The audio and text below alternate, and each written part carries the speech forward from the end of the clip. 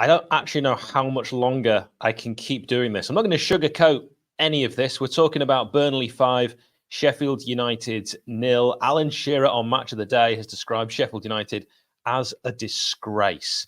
How did you see it? We are going to be joined by a panel of Blades and a Burnley fan first. It is Joe, who is with us now from Turfcast. Joe, first of all, Morning. Thank you very much for being a part of it. And also, no, you're welcome. Thanks for asking me. I do want to ask you about this. How are you feeling after that result?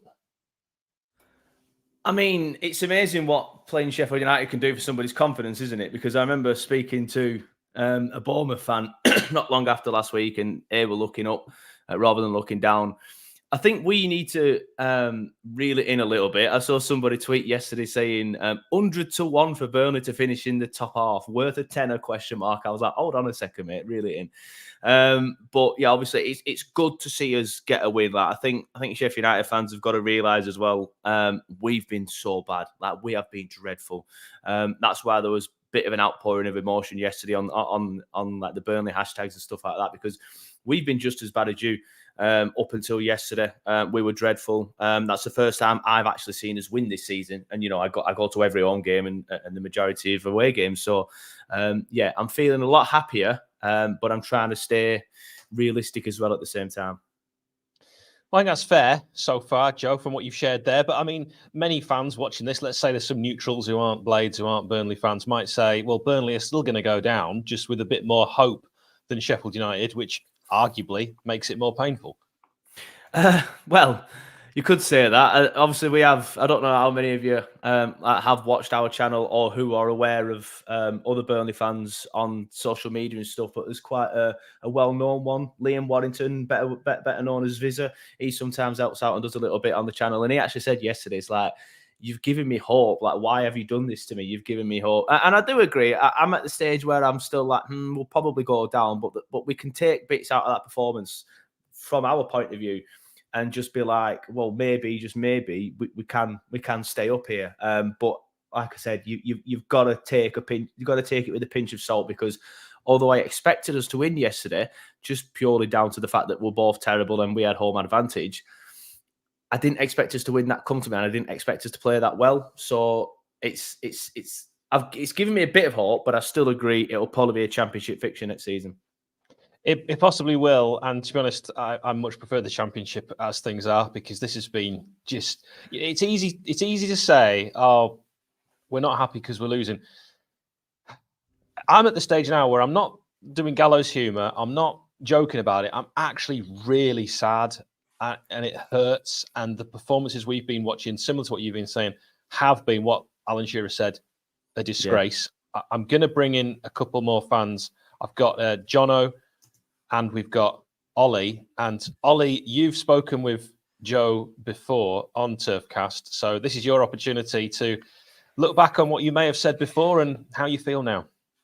Yeah, I went on Turfcast on Thursday doing the preview, and yeah, I mean, I didn't expect this. I think I was suitably negative about our chances, and I'll let Joe sum up what I'd said there and how he feels and whether or not I'd accurately called how the game was going to go. But yeah, I didn't expect that. I thought there'd be something. I thought after Bournemouth and the pathetic attempt we put in against Bournemouth, that we would have some element of fight or battle or effort. And what we got yesterday was nothing short of embarrassing. Alan Shearer called it a disgrace.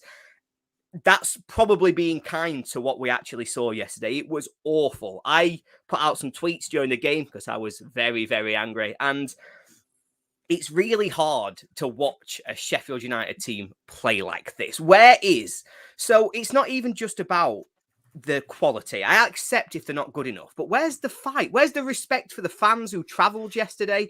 Where's the respect for wearing a Sheffield United shirt? Where is their professional respect for themselves? Because if they're willing to go out at that level of performance, then genuinely, I don't understand how they believe in themselves at all. It is embarrassing to watch us at the minute. And I expected better than that. And even though I told Joe at the time, we will be passive and rubbish first half, and then hopefully we'll try and still be in the game at half time, it had gone by then. It had more than gone by then. And everything's got to Everything has got to change. I'm seeing the comments, and obviously we need a new manager. I can't believe he's still in charge now. I thought that would have been the first thing that happened at 5 o'clock yesterday.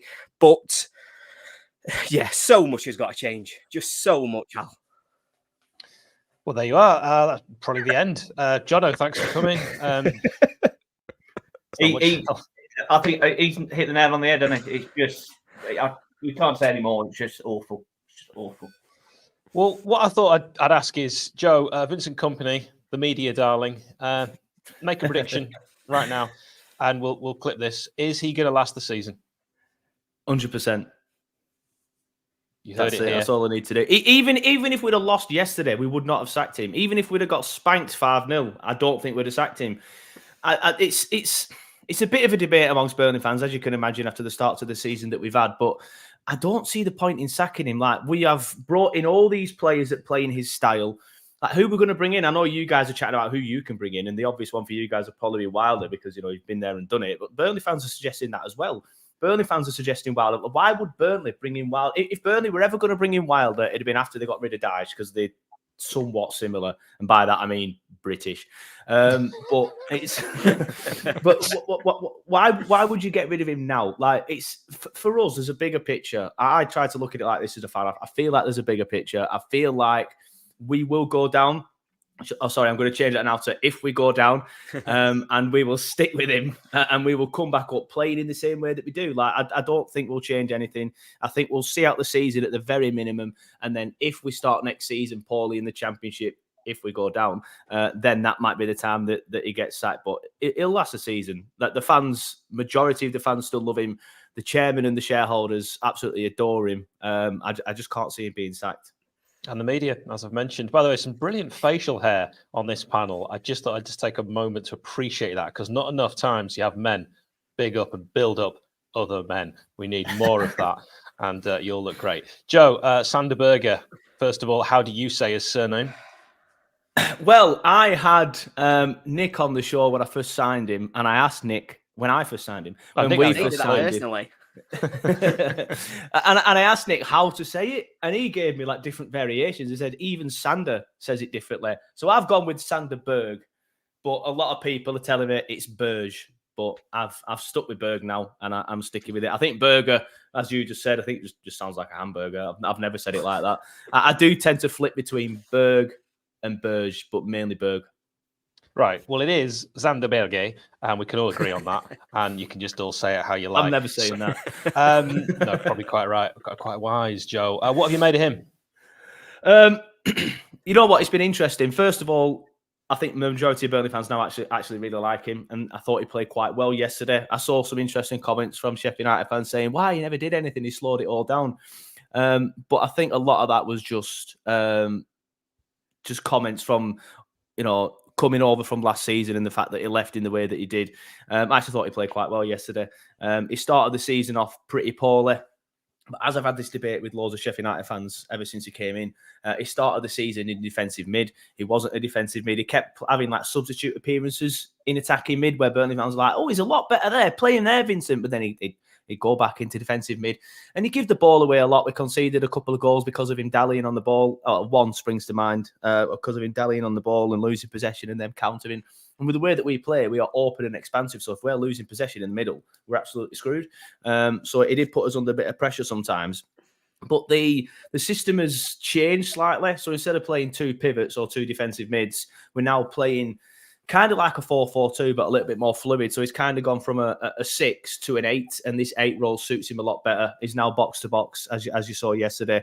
Although there was a couple of occasions yesterday where, because he were getting stick from you and he were playing against his former club, I actually wanted him to hit it, and he just never hit it. And that was frustrating me yesterday. But I do think he played quite well yesterday. A lot of Burnley fans on our page were giving him man of the match. I thought Coley Osho was fantastic as well, so I will personally give it him. But yeah, I thought he played all right yesterday, and a lot of Burnley fans are starting to like him now. Yeah, 2 passes from Berge went straight out for a throw-in, which I thought was... if you're going to get a man of the match, you don't want to do that. He does that sometimes, but he's getting better. He's getting a lot better than what he was at the start of the season. If you'd have watched him in the opening games of the season, maybe not the City one, because he played all right in that one, but the opening games of the season, he was dreadful compared to yesterday. Like, he is getting a lot better. I did watch quite a bit of that with some interest there. So, Joe, thoughts on Sheffield United? What have you made of us this season, and where do you think we're going to end up? Well, I think. What can I say? Really, I think you're poor. I've not. Yesterday was only the second time I've watched you live, so I don't have a great reflection on you because the first time I watched you live was when you played Newcastle, and obviously you all know what happened there. I won't remind you all, but the two times that I have seen you play this season, you've been passive. You've not had a game plan, and I've watched you. I've like, what are they actually trying to do? They're not attacking. They're not defending. But if they are defending and they're sitting back, they're not very good at it. I'm not sure what the plan is with Sheffield United. I'm not sure what the tactics are. I'm not sure what you're trying to do. And I think the only way that you guys can now save your season, and by that I mean go down with a bit of fight, which is probably going to be what the position that we're in now, is by getting rid of Heckingbottom. And I don't like saying that because I tend to back managers, even managers not my other club, and especially managers that I have worked with Heckingbottom in the past. And your assistant manager, formerly Bradford manager, worked with him in the past. I forgot his name. McCall. That's it, McCall. Yeah. And so I would be somewhat sad to see these people lose their jobs, but I can't see any other way. And the interview yesterday that the BBC put up, it looked like he'd lost the dressing room, where he was saying, "Well, I can hold my head up. I have done everything I need to do." I'm like, it's a bit of a bizarre comment for a manager to make. I think he'll be sacked today or tomorrow, to be honest. I look at that and I think there is no way that he keeps his job. But I think you'll go down, probably bottom at this stage now. But you will get a new manager bounce. So who knows? You could end up, getting 18th, something like that, or stranger things have happened. But it's not looking good for either of us, really. But obviously, we're in a bit of more confident mood at the minute after yesterday.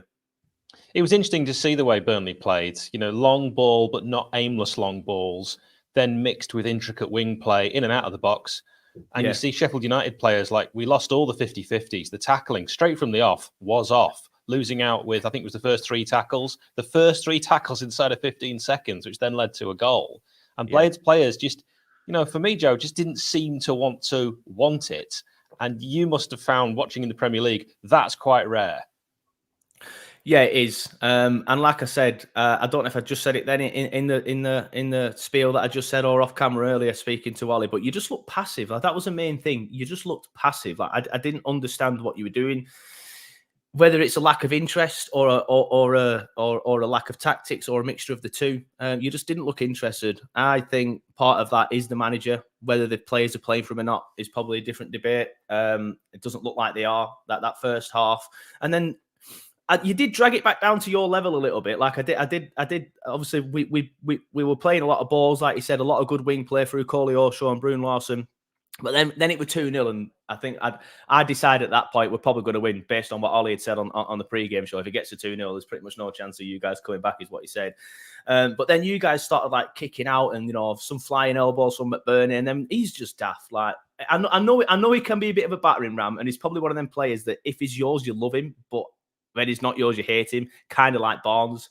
But it was just stupid yesterday, like doing the stuff he was doing when he was on a booking. I didn't really make any sense of it. Like I watched you yesterday, and a lot of it just didn't make sense. The behaviour of the players, the tactics, a lot of it didn't make sense. Joe, is there a rivalry brewing between Sheffield United and Burnley? Not that I'm aware of. It's going to be nice to always battle between the two sides, isn't it? Like, obviously battling at the top last season. Obviously, unfortunately for you guys, we ran out winners at that one. There's a medal behind me. I don't know if you can see it. That's the championship winners medal. Obviously battling out down the bottom this season. That's going to be interesting. But I think we're both kind of like passive in the sense that we'll probably go down anyway, so there's probably not much of a rivalry brewing there. But next season, if we do both go down, we'll probably battling out at the top again, so it'd be interesting. Like, we did forge a bit of a rivalry with Middlesbrough in a similar sense about 10 years ago. But I don't look at Sheffield United and think, I hope they get beat because I dislike them. I look at Sheffield United and think, I hope they get beat because you're down there with us. So I wouldn't say there's a rivalry personally.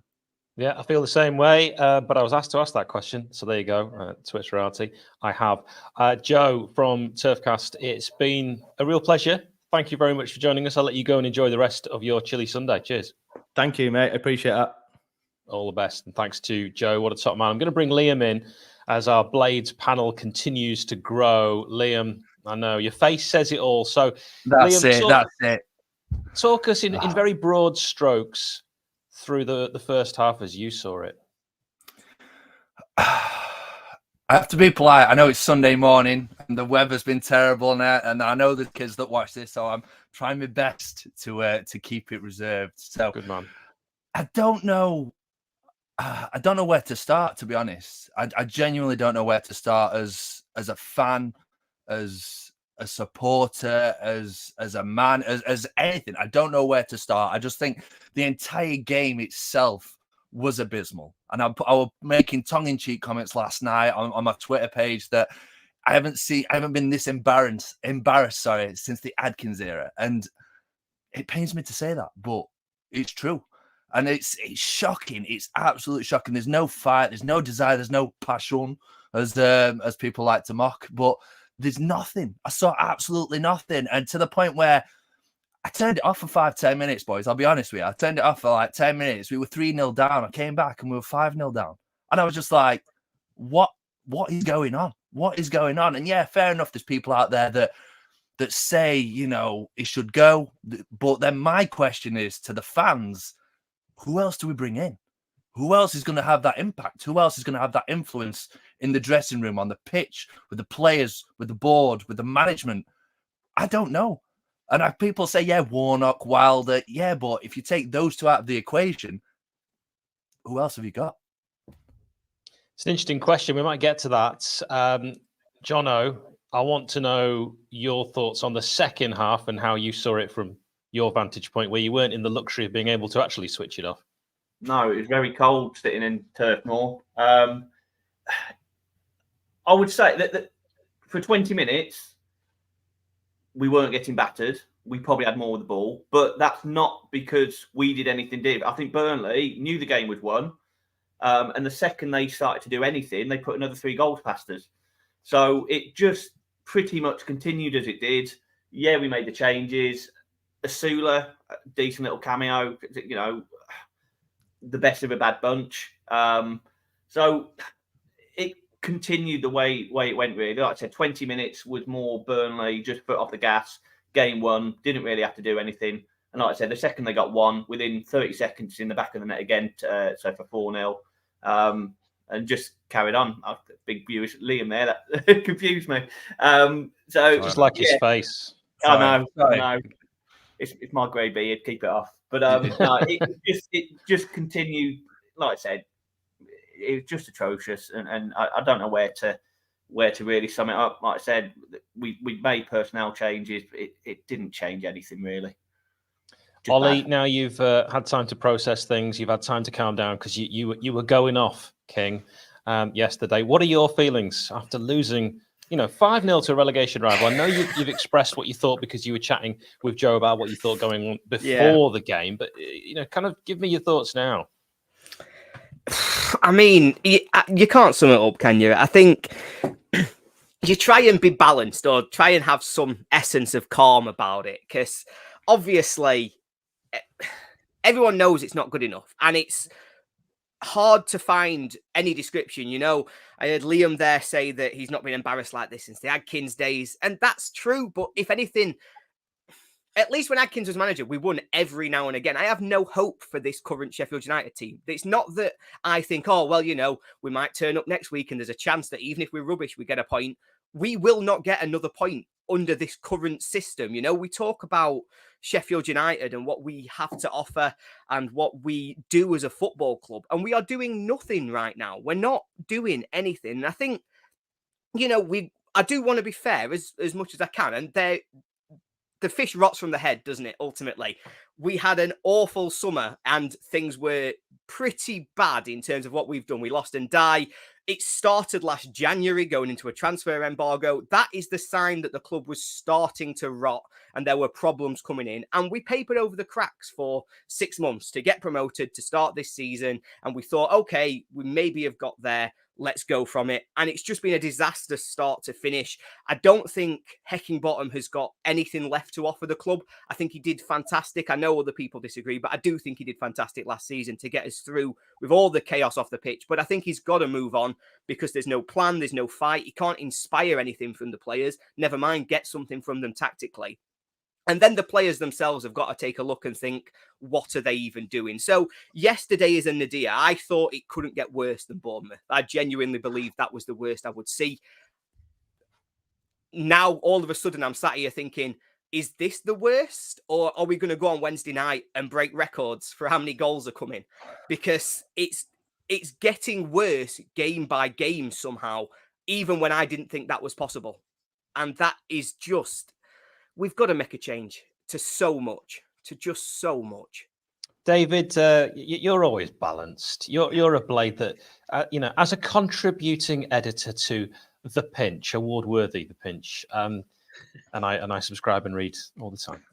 You must be offering us a bit of our friend Billy Balance. Well, I'm trying to choose to believe that there wasn't a game yesterday. We can just forge on from there. I think Mr. Turfcast was right when he talked about passivity. That's the main thing I've noticed this year, that I think when you're coming up to the league, you can have one of two things. You can either be slightly lacking in technical proficiency, which is understandable because there's hundreds of millions of pounds going everywhere. Or if you've got technical proficiency, you can be a little bit apprehensive. So if you're a really good player coming into the league, you might be a bit nervous, but your talent will see you through. And I think we're in the perfect storm of having both those things at the same time at the moment. And I think that atmosphere has been at the club for a while. If you imagine being one of the players and you're seeing star players leave, some come in, but not really replacing them like for like. You're going to look at the Premier League and you can see all these incredibly talented players and go, well, what the hell are we going to do now? Like, we're in a situation here.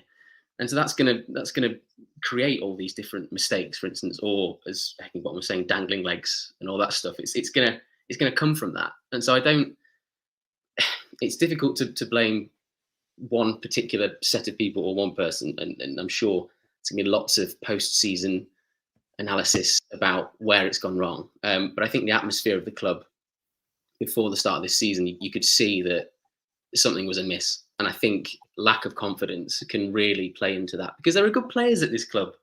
There are good players. There are, David. Actually, that's a point. Guys, there are really good players here. Can I just make a quick point that I want to ask? Actually, I want to ask you rather than make a point. I'm going to ask Liam, Jono, and you, David, first. Is this squad, player for player, stronger than the one that went down under Chris Wilder in the Premier League? It would be probably a really spirited 0-0 draw. Liam? I think in depth, I'd have to say yes, but my concern is, I mean, look, yesterday I thought Berge was phenomenal. And I was like, but that's playing to his strengths. So Vincent Kompany's playing to play his strengths. We've got Hamer, we've got Sousa, we've got, Archer, not playing to our strengths. And I think that's what difference is. And I think, but the quality, I think there is potential. There is definitely potential. And I think youth is on our side as well. And you can see what they're trying to do to build that, long-term goal to keep players at the club and build around them. And I see where they're coming from, but I have to say that we only just scrape that we are the better side now than when we went down under Wilder. Jono? Yeah, I think it is better. I think it is better, and then that leads to the questions of why is it doing as bad as it is then? Because I think it's a better squad now than what we had when we went down last time. I mean, at least under Chris Wilder in that relegation season, we lost to teams like Burnley, so I mentioned them. And, of course, we just played Bournemouth, so a team I could maybe liken to them in that season would be West Brom. We lost to both of them away. But we had a right go and actually outplayed both for large spells, having more chances. I'm talking about those two specific games. So, for example, 21 shots, 52% possession in that West Brom game. I remember all this because I was doing all these games. Burnley in December 2020, 7 shots to their 5, 63% possession. I've picked those two because I think they're quite similar to what we're talking about now. And these last two games, I didn't think we had anywhere near as much possession and never really, I know McBurney scored against Bournemouth, never really looked like threatening. Jono, thoughts? Yeah, no, this is the problem, and like I said, comparing the two teams, the 2 seasons, we can't keep the ball this time round. It's constantly 2 passes at best, and we've lost it, and then it's coming back our way. We're not pressing, we're not putting teams under pressure, and we're getting battered week in, week out. 5-0 yesterday could have been more. 3 goals for Bournemouth last week could have been more. I dread to think what Wednesday night's going to be like against a team, probably the best team other than Man City, that will be playing this season at our place. It's just, we are getting battered week in, week out. And whatever happened last time we did go down, we were generally in games. Like I said, we just weren't good enough. This season, we're not good enough, and we're not putting up a fight, and it's embarrassing. It's embarrassing. It is, and as Alan Shearer said, a disgrace. Let's get back to the game briefly. I want your thoughts on this. Liam, we'll start with you. Ollie McBurney sent off, and not for the first time, despite what some people have said on social media. What did you make, Liam, of the 2 yellows? Again, keeping it polite, I think it was stupid. Is the polite way of saying it. I think like the second yellow was a high elbow. Like, you could see what he was doing. You could see it was frustration. You could see that he just wanted to get stuck in. And people will come on here or on social media and say, oh, yeah, but he's showing passion. They're showing passion, then they're showing stupidity. And what I saw last night, or yesterday, sorry, even, was stupidity. And that's exactly what it was. We went down to 10 men. We looked a far worse side. I mean, I saw someone on social media saying that we looked better playing under 10 men. And where's the logic? Where's the sense in that? Like, why we should be playing fantastic from minute 1, not conceding after 14, 16 seconds, whenever it was, and just being like, we threw the towel in the first 20, 30 seconds. And again, I just don't know where we go from here. Like, you watch that team. They're not a team. They're individuals. They're 11 individuals on that pitch. They're not playing for badge, not playing for shirt.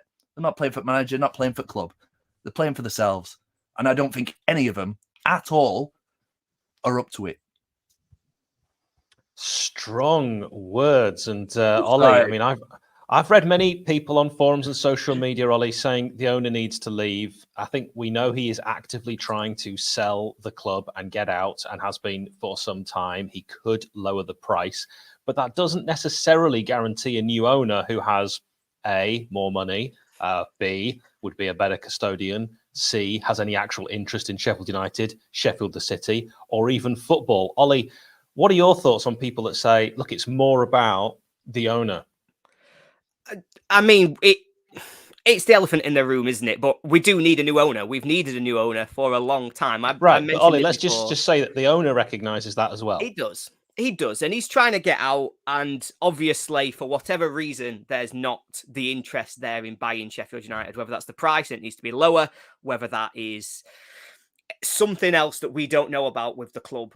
I don't know. But very clearly, that is where a huge part of our problems start to come from. I referenced it before with last January, where, I think everybody would say that actually the first half of last season was a lot better than the second half of last season. And we'd started to see a little bit of a decline. We'd started to see more of a relying on the individual brilliance of Ndai rather than any kind of formal structure of the club. And so then we come to the summer and we lose 2 really important players. I would question whether or not Berge was one of our best players myself. I did think that we were going to get an upgrade on him in Harmer. And I think the way that we went out and spent the money that we'd got was, I think in hindsight, we'll say it was terrible and that it's made us worse. But ultimately, we signed 2 really good players in Harmer and Archer. I liked those moves. I thought it was sensible. But it's the timing. It's the way that it was run. It felt haphazard. It felt unstructured. And I think we've got to change the owner for us to really look like we're going to have a positive future for Sheffield United. Because while ever we talk about the management and the players and everything else, it's very clear that there's bigger things that are causing a problem at Sheffield United. And while he recognises it, while he wants to sell the club, we've got to do more to find somebody else to come in and buy us. And hopefully that can be the right person. You've raised it yourself, Hal, there, where you said there's concerns it wouldn't be the right person. And if anything, that's the thing that worries me most about this whole saga that's ongoing about the sale of Sheffield United, is that we've twice reportedly found someone to buy the club and twice found somebody who very clearly was completely and utterly unfit to run Sheffield United or any football club. And so I would question who we're working with to try and sell and what kind of person that we're going to be willing to sell to. That's as much of a concern. So it sounds like we need him out, but you're right. We also need the right person in. And I've got no confidence that we're going to find the right person at the minute. Well, David, it's not like when you go to the shop, and I was at the shop with my nephews before the Bournemouth game. It wasn't like I was shoulder to shoulder with potential new owners, and it was just you're struggling to get in because there isn't people queuing up to buy Sheffield United. And David, I don't actually know why that is. I think it could be, if we were just to speculate, that actually it's not as appealing as we might think because we love Sheffield United, and also, as Ollie and I both mentioned, the price. But David, what are your thoughts on that? Yeah, I think obviously we're all slightly biased about the treasure that is Sheffield United. For me, the issue's been in terms of messaging and PR. You look at the situation. I'm sure the owner is actively trying to sell, but from the outside, it does look a little bit desperate in the sense that there's been no news for a while, and then one guy comes in, and it turns out he's being chased by various different government agencies, and then that goes away, and then the next time there's also someone else who looks like there's great hope, and then doesn't seem like he's particularly on the up and up either, and then nothing else besides that, and that atmosphere won't be helping either. That messaging won't be helping either. I agree with Ollie there. We've got to look at who's helping try and sell the club, both in terms of literally and also sell it as an amazing project for somebody to come in and help not only a really historic club, but also historic football city. We've got to analyse who's helping sell that, because I'm currently selling my flat and the solicitors for that have been subpar as well. And I've been analysing that myself, and I don't have hundreds of thousands of pounds behind me to analyse it. So surely we need to look at that as well. And I think that sort of whole uncertainty and atmosphere the past year or 2 years will trickle down to the playing staff themselves and to the coaching staff. And I thought Heckingbottom last year did a brilliant job in terms of man management, of keeping them going and getting them over the line, despite all that uncertainty. And I think it's all coming home to roost this year, unfortunately, when we're being watched by hundreds of millions of people around the world. Yeah, that's the fun bit. Liam, I've taken some quotes from Twitter. Alex Cheesewright on Twitter says this: the players will have cost Hecky the job. So he's going that route. No passion, no desire to compete, no energy, no teamwork, no professionalism. So Alex going more down the route that it's not actually Hecky so much, it's the players letting him down. So where do you stand on that thought process? I have to ask them, well, what's changed? This is a team that won promotion automatically last season. Majority of the squad is still intact apart from Sander and Ndiaye leaving. So what's the difference? It's the same squad, same management, same backroom staff, same budget, same owner, same everything else. So, fair enough, it's a bigger stage, it's tougher opposition, it's more eyes, more scrutiny, and maybe even more deserved scrutiny, if I'm honest. But I just don't know what difference we can make. Like I said, I think even if you put Pep Guardiola in charge of this 11, we'd still lose.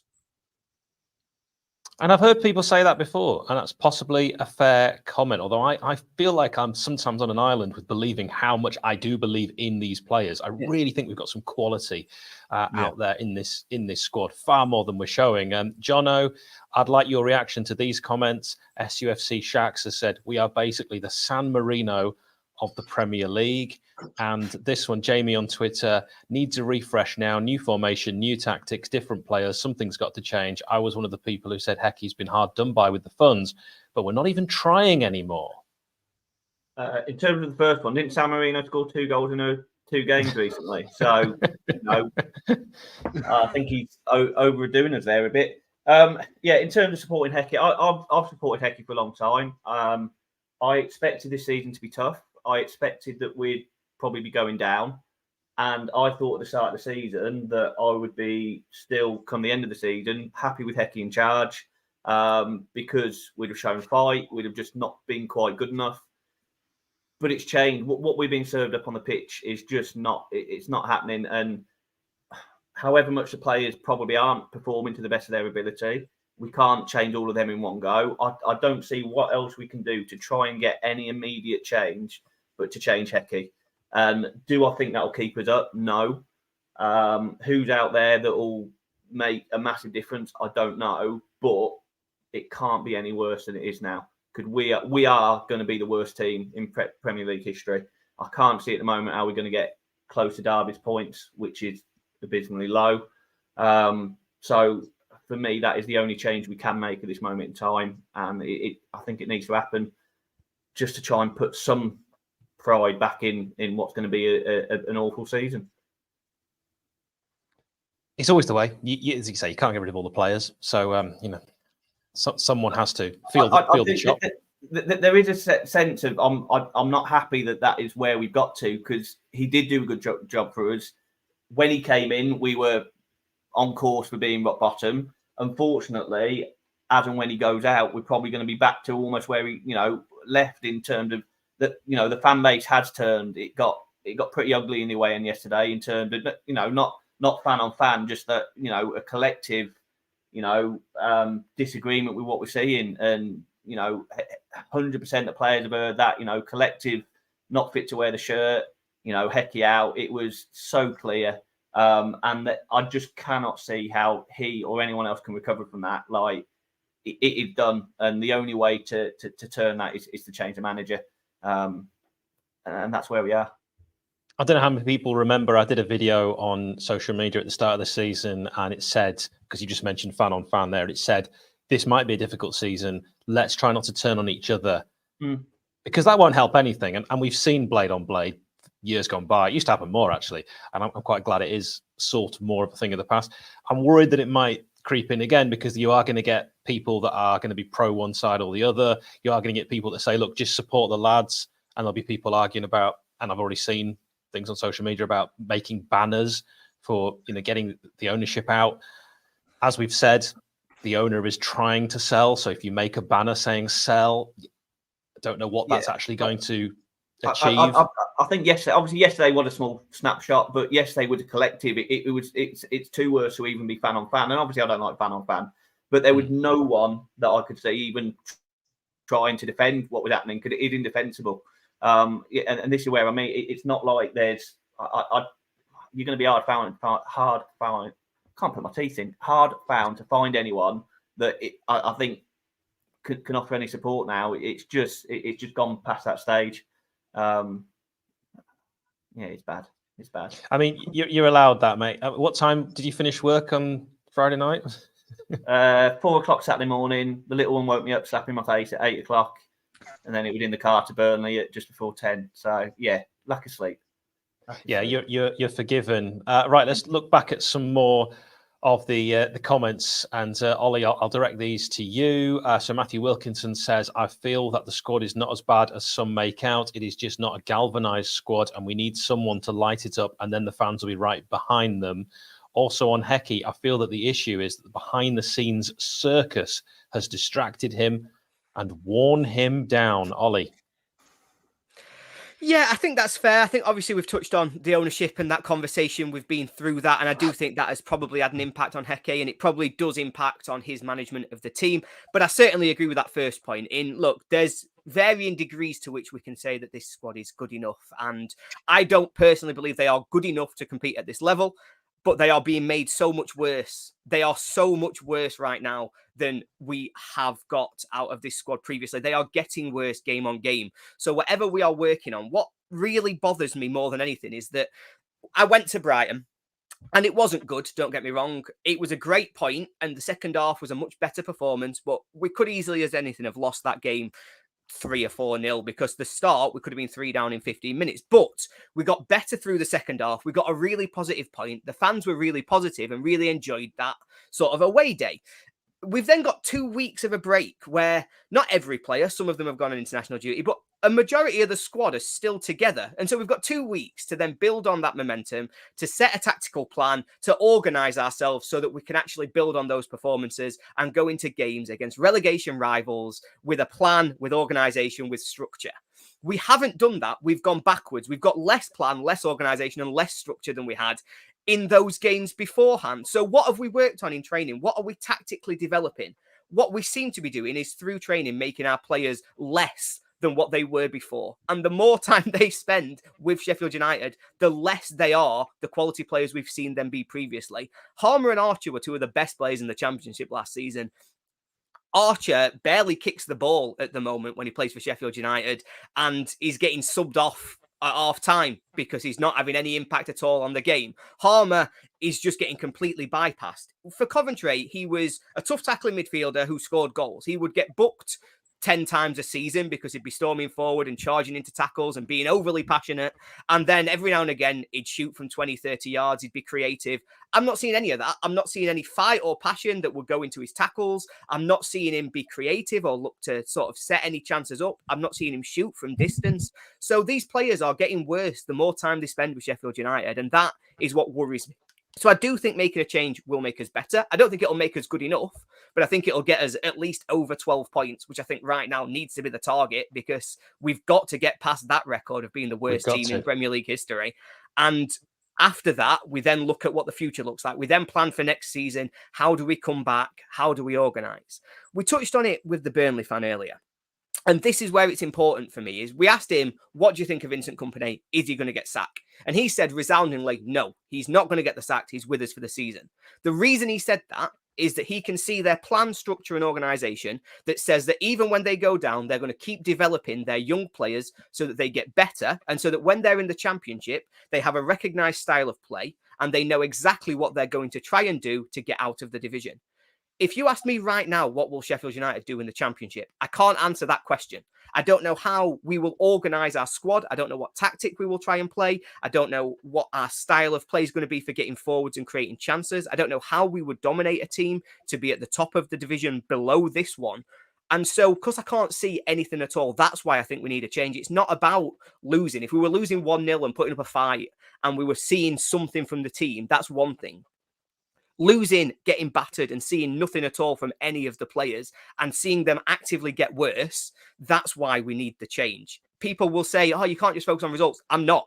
The point is that actually we're going backwards and we don't have anything to hang our hat on and say that's what's going to be the thing that drives us forward. And we've made efforts to get a younger team. We've made efforts to get players in that we want to develop. Over the summer, we brought in Benny Traore, Anis Slimane, and the reason for that is we wanted to do a style like Brighton, where we bring in young players that we develop and sell on for more money.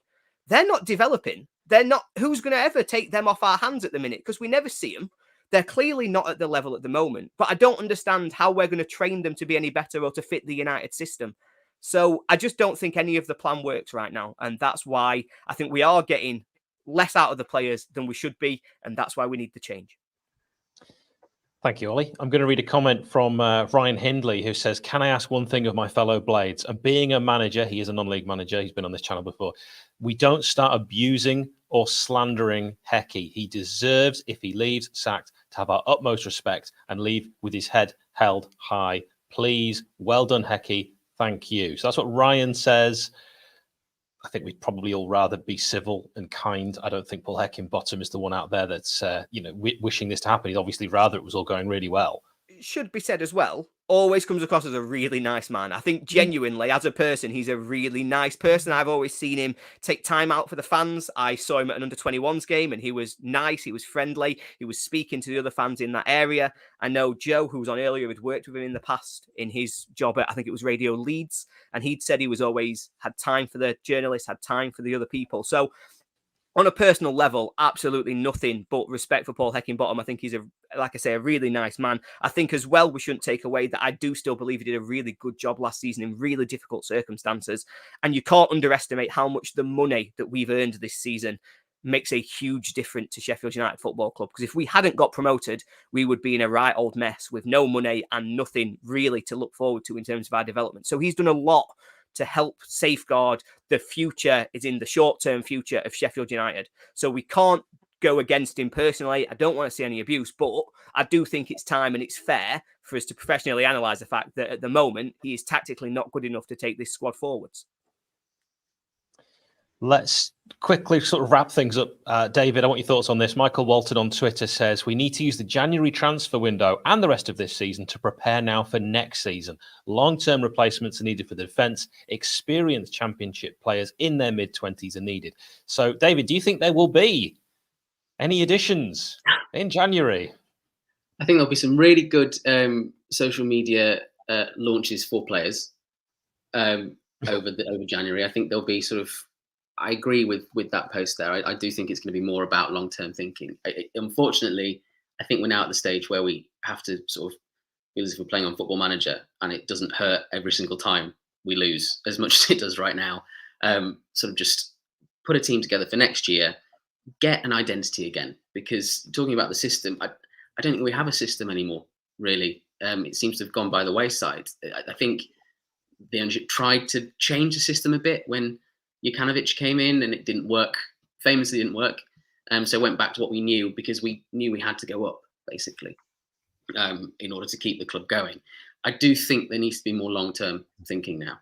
I do think there might be some short-term pain. We're already feeling it, so we might as well do something with it in order to change the identity a little bit, because it worked brilliantly for years, and they were fantastic years watching United. But it feels like a bit of a shell of that now, and we're not slaves to one system. We can change that. We're a Premier League club currently. Like, we will have the funds, etc., to be able to change that at some point. I do think we need to do that for the long-term benefit of the players, the staff, and the fans. And actually looking forward to going to the match and watching a team give it a go. And we will look forward to a game, even if we lose, if we're giving it a go. And Liam, any hope at all from you? Do you believe there's even the slimmest possible chance? Give me something positive to finish on of Sheffield United surviving. The home kit's nice, but I don't know. I have to quickly say as well. Like, I might sound like I'm negative, and I probably am, to be perfectly honest. I'm still not over it, but we always saying then that he comes across dead well. He's a nice man and a good manager and everything else like that. But his post-match interview yesterday was disgusting. I don't know if you guys have watched it. I don't know if you guys have heard it. He comes across as arrogant, stubborn. I'm not in the fault. I'm not wrong. They can't afford to sack me. I'm not sure he's necessarily aiming that at the dressing room or the players. He might be aiming that somewhere else. Yeah, I think if you read between the lines, I have to agree with you, Hal, to be honest with you. But I feel his frustration, and I'm not gonna slate a Hecky. Like, I've tried wishing him the best. I've tried wanting him to get the best out of players, nothing else like that. But it just seems to be falling at the wayside at this moment in time. But I don't know. I think, do we have a chance to turn it round? Yes, I do. Do I think we'll go down? No, I don't. And that is controversial. But Wow. I think, and this might come back to haunt me, which it probably will, I think we'll finish one place above the relegation zone. Well, there you are. You heard it here first. That's the only positive spin I can put on this, guys, to be perfectly honest with you. That's the only positive spin I can put on this. I do think we can turn it around. I do think we need a new manager, and I do think we'll survive. So you asked for one, Hal. Yeah. You got three.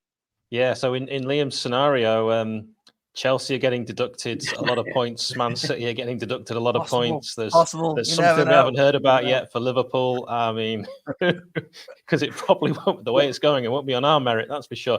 But Liam, braver man than me. Anyway, only 24 more games to go. Thank you for your time, each and every one of you. I'll thank Joe, who's no longer here, but from Turfcast, Jono, Ollie, who I think spoke brilliantly, Liam, and David. David, we've got to get you on more. Always a pleasure hearing from you. And for everyone wondering, yes, I will be back with a Liverpool preview. Thank you so much. Cheers, everyone. Cheers, guys. Thanks.